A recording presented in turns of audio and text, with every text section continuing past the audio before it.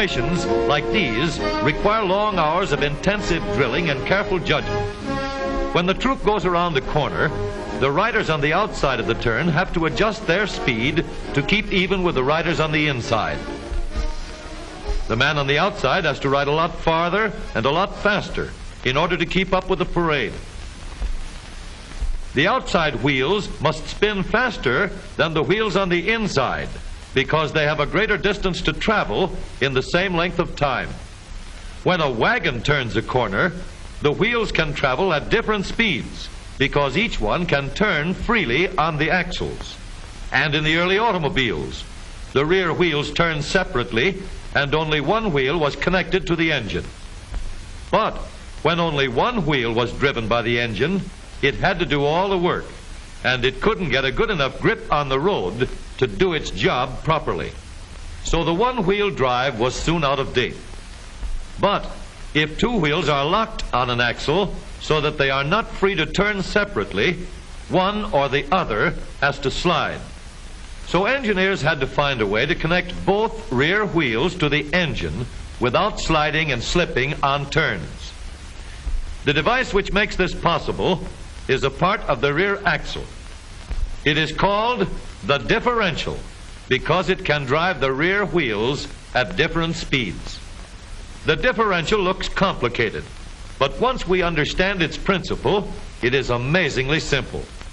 These two wheels are mounted on separate axles and supported by a frame so that they can revolve freely at different speeds. Let's fasten a spoke on the inner end of each axle so that by turning the spokes, we can turn each wheel separately. With a bar or crosspiece, we can turn both wheels in the same direction at the same rate of speed. Let's get something to hold this bar in place so that it will press against the spokes. Notice that this support is not locked to the axle. It turns freely. Now we can spin the wheels by rotating the support. This is fine as long as both wheels are able to turn at the same speed. But let's see what happens when we go around the corner. With this arrangement, we cannot drive one wheel faster than the other. And if we stop one wheel, the other wheel won't budge. Let's put this bar on a pivot so that it can swing in either direction.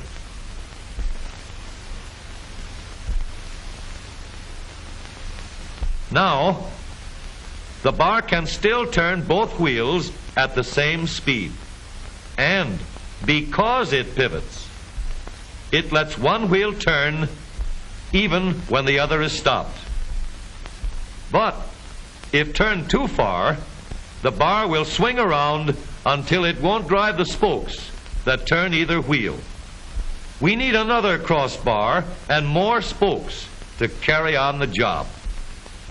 When we stop one wheel, the crossbars will continue to push the spokes of the free wheel around.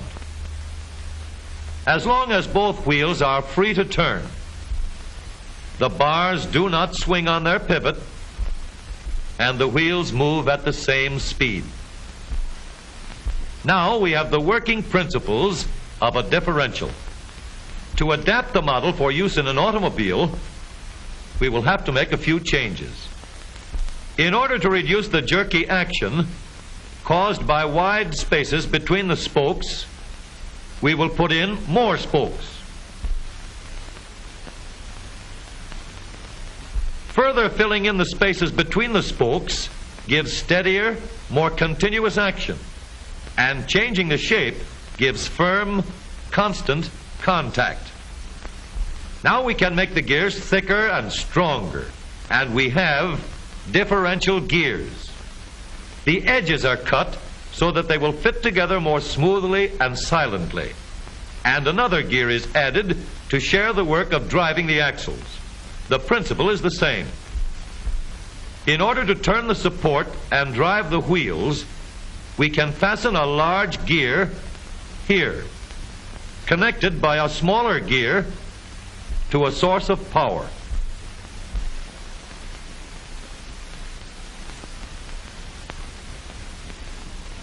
Notice that the power is connected to the differential at the center line. We can make our model more compact by moving the gears closer together. When we put our differential in an automobile, we have to leave room for the drive shaft, which carries the power from the engine. We may build the floor of the car above the drive shaft. But if we do, we won't have much room inside unless we make the top of the car high too.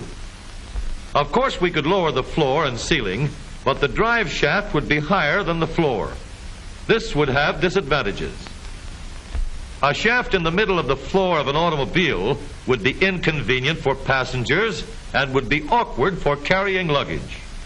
Today, engineers have found a way to make the car roomier and closer to the road without a clumsy shaft above the floor. The drive shaft from the engine to the differential is lowered out of the way, and the drive shaft is connected to the rear axle at the bottom. The new low center drive makes the rear axle quieter, stronger, and more durable because it gives better, smoother contact between the gears. The automobile of today, with the low center drive, is stronger and more rugged. Every part of the rear axle has been built to withstand strains far greater than it will ever meet on the straightaway or around the corner.